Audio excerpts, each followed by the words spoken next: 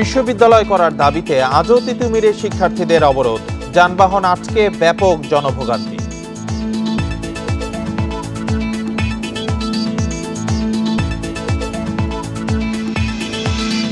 সমালোচনা করলে সংশোধন হবে সরকার, মন্তব্য রিজভীর।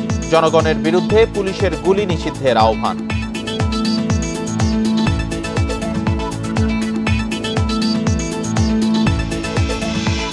টঙ্গীর তুরাগ তীরে চলছে বিশ্ব ইজতেমার দ্বিতীয় পর্ব। যোগ দিয়েছেন 22 জেলার মুসল্লি, নিরাপত্তা জোরদার।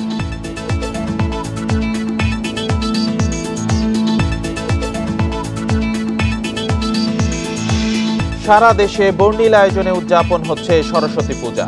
বিদ্যা বুদ্ধিতে পূর্ণ জীবনের প্রত্যাশা শিক্ষার্থীদের।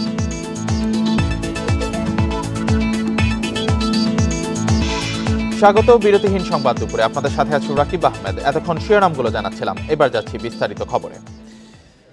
বিশ্ববিদ্যালয় ঘোষণার দাবিতে আজ আবারও সড়ক অবরোধ করেছেন তিতুমির কলেজের শিক্ষার্থীরা। সোমবার দুপুর 12টা 20 মিনিটের দিকে এই অবরোধ শুরু হয়। ফলে মহাখালী গুলশান সড়কের দুই পাশেই বন্ধ হয়ে যায় যান চলাচল।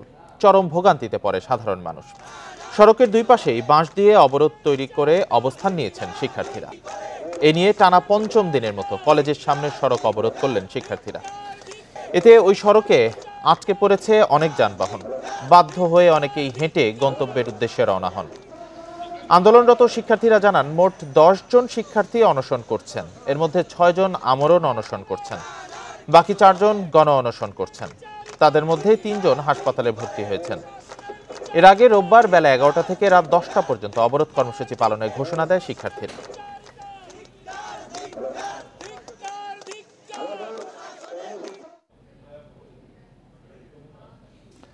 গণতান্ত্রিক ব্যবস্থায় সমালোচনা হবে এবং এর মাধ্যমেই সরকারের সংশোধন হবে বলে মন্তব্য করেছেন বিএনপির সিনিয়র যুগ্ম মহাসচিব রুহুল কবির রিজভী। সকালে মুন্সিগঞ্জ জেলা বিএনপি নেতাদের নিয়ে দলের প্রতিষ্ঠাতা শহীদ রাষ্ট্রপতি জিয়াউর রহমানের সমাধিতে শ্রদ্ধা জানানো শেষে একথা বলেন তিনি। রিজভী বলেন, সমালোচনা করলে অনেক উপদেষ্টারা রুষ্ট হন, কিন্তু গণতন্ত্রে বিভিন্ন দল সরকারের সমালোচনা করবেই।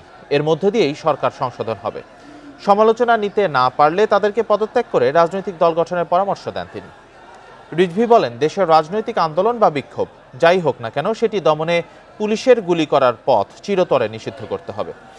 দেশে কোনো বর্বর আইন বা শাসন প্রতিষ্ঠা করা যাবে না জানিয়ে তিনি বলেন, এমনভাবে রাষ্ট্রের সংস্কার করতে হবে যাতে কোনো সরকারই রক্তচক্ষু দেখিয়ে জনগণকে দমন করতে না পারে। রিজভী বলেন, সাবেক প্রধানমন্ত্রী শেখ হাসিনা আবারও ক্ষমতায় ফিরতে মরিয়া হয়ে উঠেছেন। পার্শ্ববর্তী দেশে আশ্রয় নিয়ে নানা চক্রান্ত ও নেতাকর্মীদের উস্কানিমূলক কাজের নির্দেশ দিচ্ছেন তিনি। গণতন্ত্রে বিরোধী দল কথা বলবে, সমালোচনা করবে এবং এই সমালোচনার মধ্যে দিয়ে সরকার তার সংশোধন হবে। বৈষম্য বিরোধী ছাত্র আন্দোলনের আহ্বায়ক হাসনাত আব্দুল্লাহর অনুরোধে জুলাই আন্দোলনে আহতরা প্রধান উপদেষ্টার বাসভবন যমুনার সামনে থেকে হাসপাতালে ফিরে গেছেন। সোমবার রাত 2টার দিকে যমুনার প্রধান ফটক থেকে সরে যান তারা। জুলাই আন্দোলনের আহতদের সব দাবি পূরণের আশ্বাস দিয়েছেন আন্দোলনের আহ্বায়ক।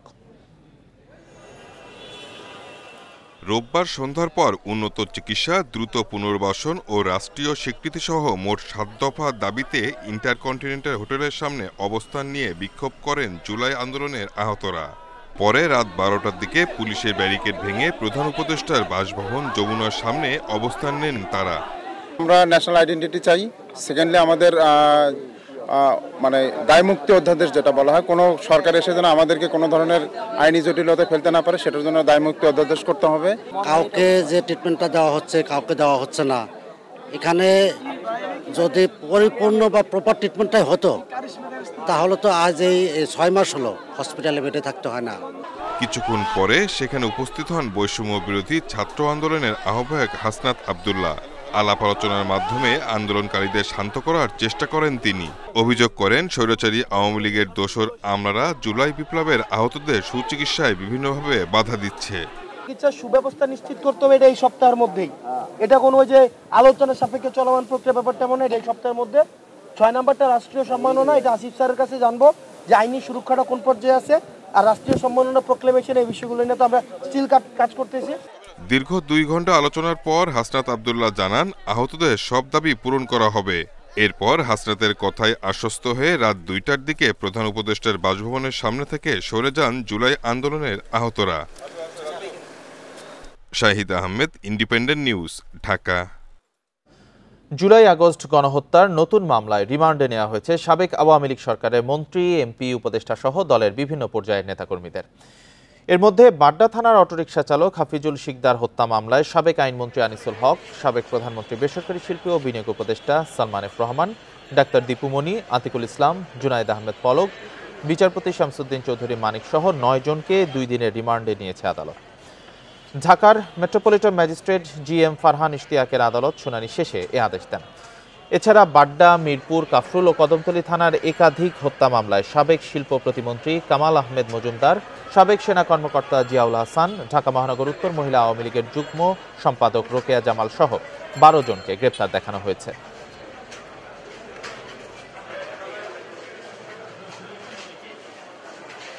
মুক্তিযুদ্ধের কি চেতনা ছিল যে আপনি কোটি কোটি টাকা বিদেশে পাচার করবেন?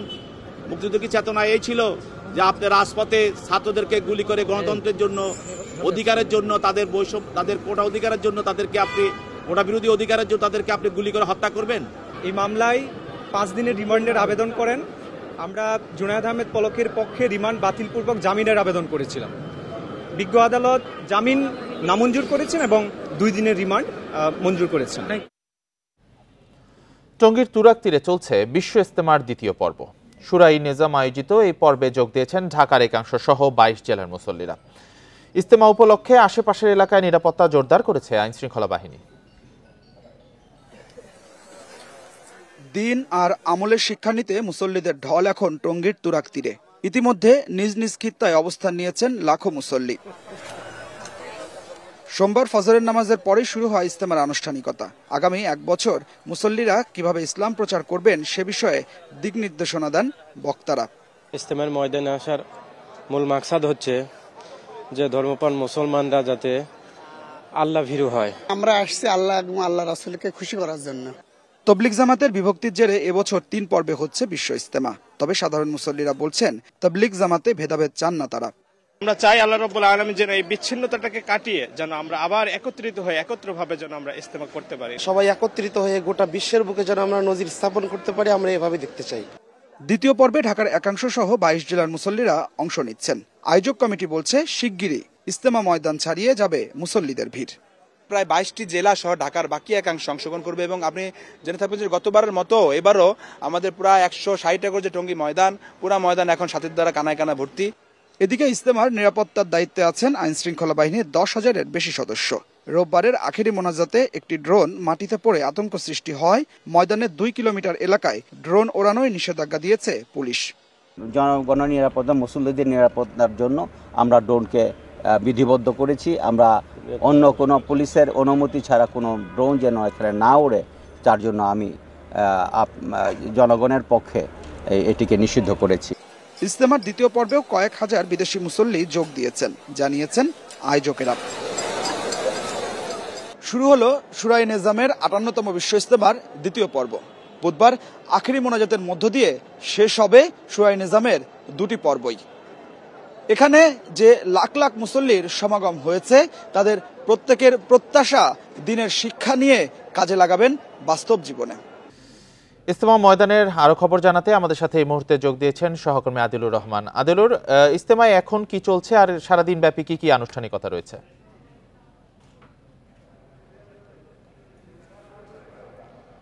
দেখুন, কিছুক্ষণ আগে জোহরের নামাজ শেষ হয়েছে। জোহরের নামাজের পরে আমবয়ান হচ্ছে।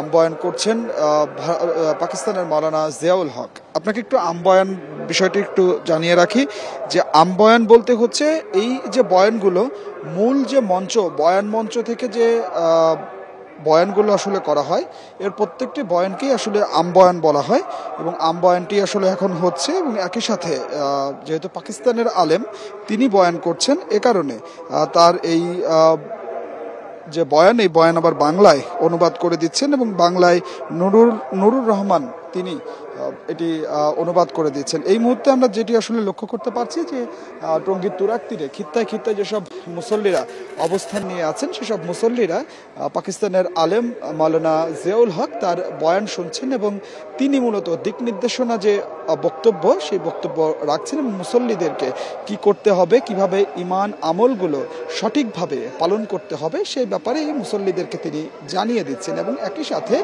তবলিগের যে উদ্দেশ্য এবং যে কারণে তবলিগের শুরু হয়েছিল সেই বিষয়গুলো মুসল্লিদেরকে জানিয়ে দেওয়া হচ্ছে এবং এখান থেকে ইজতেমা ময়দান থেকে যাবার পরে মুসল্লিরা কি করবেন, কি করতে পারবেন না, কিভাবে তারা পথ চলবেন সেই বিষয়গুলো জানিয়ে দেওয়া হচ্ছে। আমরা আজকে দ্বিতীয় পর্বে আছি। দ্বিতীয় পর্বটিও শুরাই নিজাম বা মাওলানা জুবাইরের অনুসারী যারা আছেন তারা করছেন। গতকাল আখেরি মোনাজাতের পরে সন্ধ্যার পর থেকে দ্বিতীয় পর্বের জন্য ঢাকার একাংশ সহ 22 জেলার মুসল্লিরা আসতে শুরু করেন। আজকেও এখনো আসছেন। আজকে দিনভর মুসল্লিরা এসে তারা তাদের যে নির্ধারিত যে খিত্তাগুলো আছে সেই খিত্তাগুলোতে এসে তারা অবস্থান করবেন বলে কিন্তু আয়োজক কমিটি আমাদেরকে বলছেন এবং আয়োজক কমিটি একই সাথে বলছেন যে এই 22 জেলার যেসব মুসল্লিরা আসবেন সেই সংখ্যাও টঙ্গীর যে তুরাগ তীরের যে ইজতেমা ময়দান সেই ইজতেমা ময়দান কানায় কানায় পূর্ণ হয়ে যাবে এবং বুধবার আখেরি মোনাজাত পরিচালনা করা হবে এবং আখেরি মোনাজাতে ইজতেমা ময়দান ছাড়িয়ে আশপাশের সড়কেও মানুষ অবস্থান নেবেন এমনটাই আয়োজকরা আশা করছেন এবং তারা বলছেন যে এবারের যে দ্বিতীয় পর্ব সেই দ্বিতীয় পর্বে প্রায় 20 লাখ মানুষ বা 20 লাখ মুসল্লি অংশগ্রহণ করবে বলে আয়োজক কমিটির ধারণা। এই মুসল্লিদের সার্বিক নিরাপত্তার জন্য আইনশৃঙ্খলা বাহিনী প্রস্তুত রয়েছে। আজকেও গাজীপুর মেট্রোপলিটন পুলিশ কমিশনার ঘটনাস্থল ইজতেমা ময়দান পরিদর্শন করেছেন। তিনি জানিয়েছেন যে সার্বিক নিরাপত্তায় এই পর্বেও প্রায় 10,000-এর মতো আইনশৃঙ্খলা বাহিনীর সদস্যদেরকে মোতায়েন করা হয়েছে। শুধুমাত্র গাজীপুর মেট্রোপলিটন পুলিশেরই আছে 7,000 সদস্য, র্যাব এবং অন্যান্য আইনশৃঙ্খলা বাহিনীর সদস্য মিলিয়ে এটি প্রায় 10,000 সংখ্যা। সিসি ক্যামেরা রয়েছে, ওয়াচ টাওয়ার রয়েছে। সার্বক্ষণিক আমরা দেখেছি যে আইনশৃঙ্খলা বাহিনীর পক্ষ থেকে এই বিষয়গুলোকে মনিটরিং করা হচ্ছে এবং একই সাথে আমরা দেখেছি যে তুরাগ যে নদটি রয়েছে সেই তুরাগ নদ দিয়ে নৌ পুলিশ তারা স্পিড বোটে করে টহল দিচ্ছে যাতে কোনো ধরনের কোনো অপ্রীতিকর ঘটনা না ঘটে। তবে এরই মধ্যে গতকাল আখেরি মোনাজাতে একটু আতঙ্ক সৃষ্টি হয়েছে।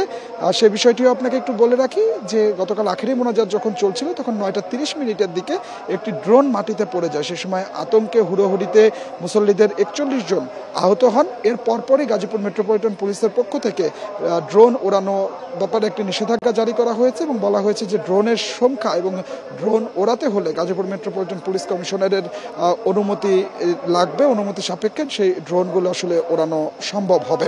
তো সব মিলিয়ে আমরা যেটি আসলে দেখতে পাচ্ছি যে টঙ্গীর তুরাগ তীরে এই মুহূর্তে মুসল্লিদের লাখ লাখ মুসল্লির সমাগম হয়েছে। জোহরের নামাজের পরে একদিকে যেমন বয়ান চলছে, অন্যদিকে মুসল্লিরা তাদের দুপুরের যে খাবার সেই খাবারও গ্রহণ করছেন এবং এই মুসল্লিরা বলছেন যে সার্বিক ব্যবস্থাপনা নিয়ে তারা সন্তুষ্টির কথাই জানিয়েছেন। অন্যান্য বছর যে ধরনের অভিযোগ আমরা পেয়ে থাকি পানির সংকট বা অন্যান্য সংকট, সেই ধরনের সংকট খুব একটা এবছর নেই বা গুরুতর কোনো অভিযোগ আমরা মুসল্লিদের কাছ থেকে পাইনি। তো ইজতেমার ময়দান থেকে আমার কাছে এটি ছিল এখনকার সবশেষ। টঙ্গীর তুরাগ পাড়ে বিশ্ব ইজতেমার দ্বিতীয় পর্ব অনুষ্ঠিত হচ্ছে, সেখান থেকে জানাচ্ছিলেন সহকর্মী আদিলুর রহমান। ঘন কুয়াশার কারণে হযরত শাহজালাল আন্তর্জাতিক বিমানবন্দরের রানওয়ে স্পষ্টভাবে দেখতে না পাওয়ায় 6টি ফ্লাইট সঠিক সময়ে অবতরণ করতে পারেনি। এর মধ্যে ঢাকার আকাশ থেকে ঘুরে কলকাতা আন্তর্জাতিক বিমানবন্দরে অবতরণ করতে বাধ্য হয় 3টি ফ্লাইট, আর 3টি অবতরণ করে সিলেট বিমানবন্দরে। শাহজালাল আন্তর্জাতিক বিমানবন্দরের নির্বাহী পরিচালক মোহাম্মদ কামরুল ইসলাম জানান, রোববার মধ্যরাত থেকে সোমবার সকাল 9টা পর্যন্ত এই অবস্থা চলে।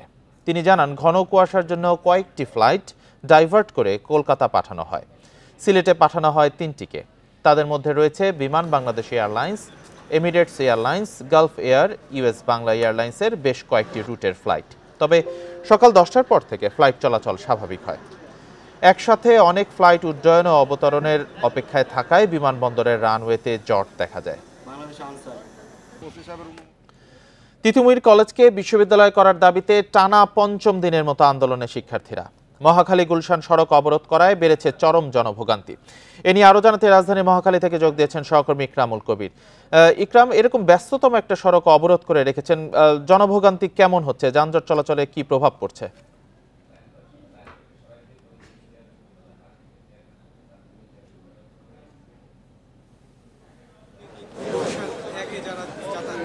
মহাখালীর এদিক থেকে। তো এখন কিন্তু দুপাশ দিয়ে আসলে বাঁশ দিয়ে যারা আন্দোলনকারী রয়েছেন তারা আটকে দিয়েছেন, যার ফলে কিন্তু এই রাস্তাটিতে দিয়ে কোনো গাড়ি ঘোড়া চলাচল করতে পারছে না। সেক্ষেত্রে ছোট যে সকল যানবাহন রয়েছে সেগুলো কিন্তু ভেতর দিয়ে চলাচলের চেষ্টা করছে। আর তিতুমির কলেজের এখন সামনের যে চিত্র সেটির কথা যদি বলতে হয়, আপনারা দেখছেন যে প্রায় 20 থেকে 30 জনের মতো শিক্ষার্থী কিন্তু এই কলেজটির যে গেট সেটির সামনে অবস্থান করছেন এবং তারা আজকে 5ম দিনের মতো আন্দোলন করছেন। তারা এই কলেজটিকে বিশ্ববিদ্যালয়ের জন্য দাবি করছেন এবং আমরা কিন্তু এর সামনে 3 জনকে দেখতে পাচ্ছি যারা অনশন করছেন। তো সব মিলে এই যে আন্দোলনের শিক্ষার্থীরা যারা বলে যাচ্ছেন এই কলেজটিকে আসলে বিশ্ববিদ্যালয়ে রূপান্তরের দাবিতে, এটি কিন্তু এর আগেও আমরা দেখেছি নভেম্বরেও কিন্তু তারা একই দাবিতে সড়ক অবরোধ করেছিলেন এবং সেই সময় তারা ছিলেন মহাখালীতে। সে সময় কিন্তু আপনি জানেন যে সেখানে ট্রেনে কিন্তু ঢিল ছোড়া হয়, সেখানে কিন্তু বেশ কয়েকজন আহত হয়েছিল। এরপরে কিন্তু সেই আন্দোলনটা আসলে অনেকটা দমে যায় ধীরে ধীরে এবং এটি নিয়ে কিন্তু ব্যাপক সমালোচনা হয়। এখন যেটি হচ্ছে যে আবারও যে এই যে এমন একটি রাজধানীর গুরুত্বপূর্ণ সড়ক সেটি অবরোধ করে রাখা হয়েছে, যার ফলে কিন্তু জনমনের যে ভোগান্তি চরম আকারই আসলে ধারণ করছে বলা চলে। এবং সব মিলে এখানে যারা রয়েছেন বিশেষ করে অফিসগামী তাদের কিন্তু প্রতিদিনই এই জায়গাটিতে এখানে যাতায়াত করতে বেশ ভোগান্তি পোহাতে হচ্ছে, তাদের অনেকটাই পথ কিন্তু ঘুরে যেতে হচ্ছে। তো জনদুর্ভোগের জায়গা থেকে কিন্তু এখানে যারা রয়েছেন তারা কিন্তু খুব ত্যক্ত বিরক্ত এই ধরনের আন্দোলনের উপর। এবং শিক্ষার্থীরা তারা কিন্তু বলছেন যে তারা কিন্তু এই যে সেটিকে আসলে বিশ্ববিদ্যালয় যতক্ষণ না পর্যন্ত আসলে সেটি সরকার মেনে নিবে, সরকার যতক্ষণ পর্যন্ত না মেনে নিবে এটিকে বিশ্ববিদ্যালয় মেনে, ততক্ষণ তারা অনশন করে যাবেন এবং এই আন্দোলন চালিয়ে যাবেন। তবে গতকাল আপনি দেখেছেন যে শিক্ষা উপদেষ্টা কিন্তু জানিয়ে দিয়েছেন এই কলেজটিকে আসলে বিশেষভাবে বিশ্ববিদ্যালয় করার জন্য। আমরা দেখতে পাচ্ছি হুইল চেয়ারে বেশ কয়েকজন অনশন করছেন, তো কয়জন আজকে অনশন করছেন এবং তাদের কি অবস্থা এখন শারীরিক? আমরা দেখেছি, আমি সেই সংখ্যাটি একটু আগে বলেছি 20 থেকে 30 জন আন্দোলন করছেন এবং আমরা আগে জেনেছিলাম যে 10 জন অনশন করছেন আন্দোলনের পাশাপাশি। এই 10 জনের মধ্যে হচ্ছে 6 জন আমরণ অনশন এবং 4 জন গণ অনশন করছেন। এবং কিন্তু এখানে যে আন্দোলনের যে চিত্র সেখানে আমরা দেখছি 3 জনকে অনশনরত অবস্থায় এবং এই রাস্তাটির দুপাশে কিন্তু আসলে বাস দিয়ে আটকে রাখা হয়েছে, যার ফলে কিন্তু কোনো যানবাহন এবং গণপরিবহন আসলে চলাচল করতে পারছে না। সেক্ষেত্রে বিকল্প পথ হিসেবে ভিতরের যে রাস্তাগুলো রয়েছে সেগুলো কিন্তু এখানে যাত্রীদেরকে ব্যবহার করতে হচ্ছে। স্বাভাবিকভাবে সড়কটি বন্ধ থাকে, চরম জনভোগান্তি হচ্ছে। ইকরাম জানাচ্ছিলেন তিতুমির কলেজের সামনে থেকে। অন্তর্বর্তী সরকারের সংস্কার পরিকল্পনার উপর জাতীয় নির্বাচন নির্ভর করছে। সে অনুযায়ী ডিসেম্বর বা আগামী বছরের জুনে নির্বাচনের জন্য প্রস্তুত নির্বাচন কমিশন। এ তথ্য জানিয়েছেন নির্বাচন কমিশনার আবুল ফজল মোহাম্মদ সানাউল্লাহ। সকালে রাজশাহী নির্বাচন আঞ্চলিক অফিসে ভোটার তালিকা হালনাগাদ ও ত্রয়োদশ জাতীয় সংসদ নির্বাচন সংক্রান্ত মত বিনিময় সভায় প্রধান অতিথির বক্তব্যে তিনি বলেন, দীর্ঘ খরার পর ভোট উৎসবের জন্য মুখিয়ে আছে জনগণ। এই নির্বাচনই কমিশনের স্বচ্ছতা প্রমাণের সময়। কমিশনার সানাউল্লাহ আরও জানান, আইন সবার জন্য সমান। গত নির্বাচনে কেউ কারচুপি করে থাকলে তাকে আইনের আওতায় আনা হবে। এ সময় প্রকৃত নাগরিকরা যেন হয়রানির শিকার না হন সেদিকে লক্ষ্য রাখার পাশাপাশি রোহিঙ্গা ইস্যুতে সবাইকে সতর্ক থাকারও তাগিদ দেন তিনি। যে সংস্কার কার্যক্রম যদি সংক্ষিপ্ত আকারে করতে হয়, রাজনৈতিক দলগুলো যদি সেই পর্যায়ে গিয়ে দাঁড়ায়, তাহলে পরে আগামী ডিসেম্বর, আর যদি সংস্কার কার্যক্রমকে আরও একটু এক্সটেন্ডেডভাবে করতে দেওয়া হয় তাহলে ২৬ সালের জুন মাসের মধ্যে নির্বাচন করা সম্ভব। বিদ্যা বুদ্ধিতে পরিপূর্ণ আলোকিত জীবন ও ধর্মীয় সম্প্রীতির ঐতিহ্যের ধারাবাহিকতা ধরে রাখার প্রত্যাশায় সারা দেশে উদযাপিত হচ্ছে সরস্বতী পূজা। ঢাকা বিশ্ববিদ্যালয় সহ দেশের প্রায় সব শিক্ষা প্রতিষ্ঠানে বর্ণাঢ্য আয়োজনে চলছে বিদ্যার দেবী সরস্বতীর পূজা অর্চনা।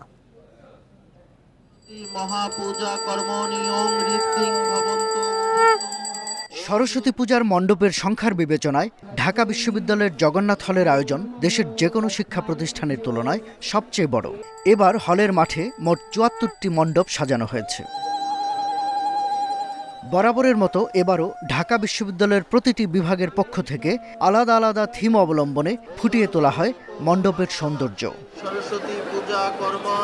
সোমবার সকালে বাণী অর্চনার মধ্য দিয়ে শুরু হয় দেবী বীণাপানির পূজার আনুষ্ঠানিকতা। প্রতিটি মণ্ডপে ভিড় করেন রাজধানীর বিভিন্ন এলাকার পুণ্যার্থীরা। বিদ্যাদেবীর প্রতি নিবেদন করেন অঞ্জলি, তুলে ধরেন নিজেদের মনোবাসনা। দেবী দর্শন ও ভক্তি নিবেদন শেষে নিজেদের প্রত্যাশা ও ভাবনা তুলে ধরেন নানা বয়সী শিক্ষার্থীরা। সরস্বতী পূজার আয়োজনটা অন্যরকম। সব পূজা যেরকম হয়তো বাসায় মন্দির হয়, সরস্বতী পূজা যেন সব স্কুল বিশ্ববিদ্যালয় এসব জায়গায় হয়। দেবীর কাছে আমি একটাই চেয়েছিলাম যাতে আমি পড়াশোনায় ভালো কিছু করতে পারি, ভালো জ্ঞান অর্জন করতে পারি। পরীক্ষা যেন ভালো হয় সবগুলো, আর মানুষের মতো যেন মানুষের গড়ে উঠতে পারি।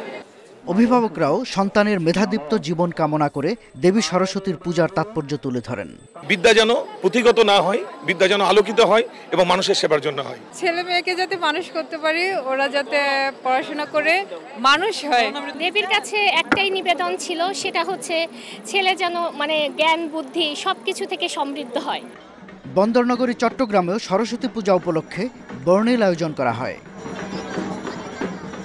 এছাড়া খুলনা, বরিশাল, খাগড়াছড়ি, ঝালকাঠি, মাদারীপুর সহ প্রতিটি জেলা ও উপজেলাতেও উদযাপিত হয় সরস্বতী পূজা। শাহাদাত স্বপন, ইন্ডিপেন্ডেন্ট নিউজ, ঢাকা। সরস্বতী পূজা নিয়ে আরো জানাতে সিলেট থেকে যোগ দিয়েছেন সহকর্মী রানা মজুমদার। রানা, সিলেটে কতটা উৎসাহ উদ্দীপনার মধ্য দিয়ে সরস্বতী পূজা উদযাপিত হচ্ছে? সবগুলো মণ্ডপে কি উদযাপিত হচ্ছে কিনা এই পুজো?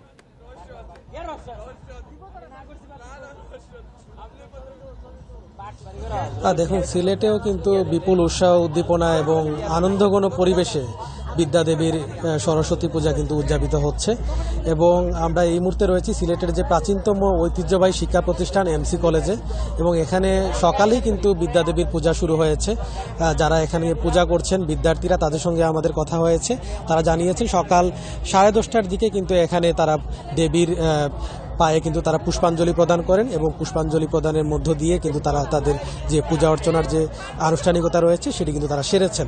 সেক্ষেত্রে আসলে বেলপাতা, ফুল এবং আনুষাঙ্গিক যে আসলে সামগ্রী প্রয়োজন সেগুলো দিয়েই কিন্তু পূজার যে আয়োজনটি সেটি কিন্তু তারা সম্পন্ন করেছেন। এবং এখন কিন্তু আসলে এখানে যারা ভক্ত অনুরাগী যারা রয়েছেন, বিভিন্ন সিলেটের বিভিন্ন জায়গা থেকে যারা আসছেন, তারা এসে কিন্তু দেবীকে প্রণাম করছেন এবং এখানে কিন্তু তাদের প্রসাদের ব্যবস্থাও করা হয়েছে।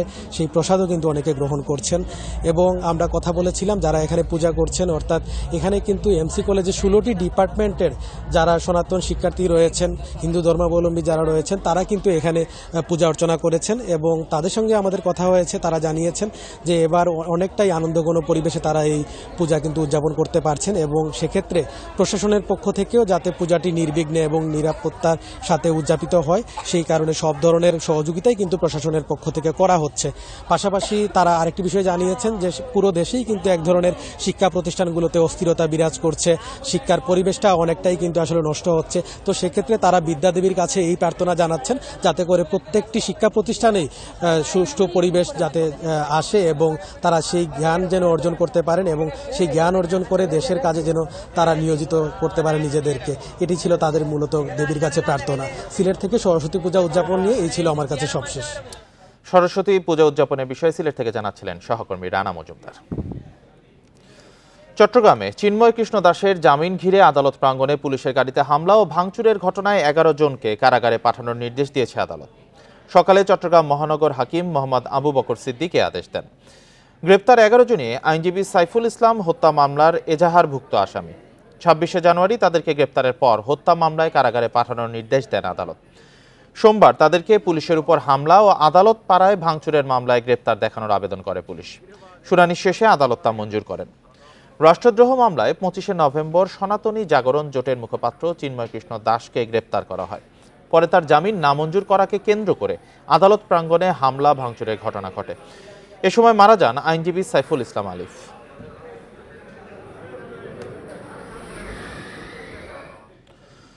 চলতি বছর বাংলাদেশে আগের বছরের তুলনায় বেশি খাদ্যশস্য আমদানি করতে হবে। এ সময় মোট 83 লাখ টন খাদ্যশস্য আমদানি করার প্রয়োজন হবে বলে পূর্বাভাস দেওয়া হয়েছে। চলতি বছরের জানুয়ারি মাসে প্রকাশিত প্রতিবেদনে এসব পূর্বাভাস দিয়েছে বৈশ্বিক খাদ্য কৃষি সংস্থা FAO। প্রতিবেদনে বলা হয় 2024 সালে বাংলাদেশে ধান উৎপাদন আগের বছরের তুলনায় কম হয়েছে। উৎপাদন কম হওয়ার পেছনে বারবার বন্যা এবং জুলাইয়ের শেষে ঘূর্ণিঝড় রেমালকে দায়ী করা হয়েছে। এসব কিছুর প্রভাবেই 2025 সালে বেশি খাদ্যশস্য আমদানির দরকার হবে। FAO বলছে চলতি বছর 4,50,000 টন চাল আমদানি করতে হবে, আর গমের আমদানি গড়ে 61 লাখ টনের হওয়ার পূর্বাভাস দিয়েছে সংস্থাটি। আর এই ছিল এখনকার সংবাদে। সাথে থাকার জন্য ধন্যবাদ সবাইকে।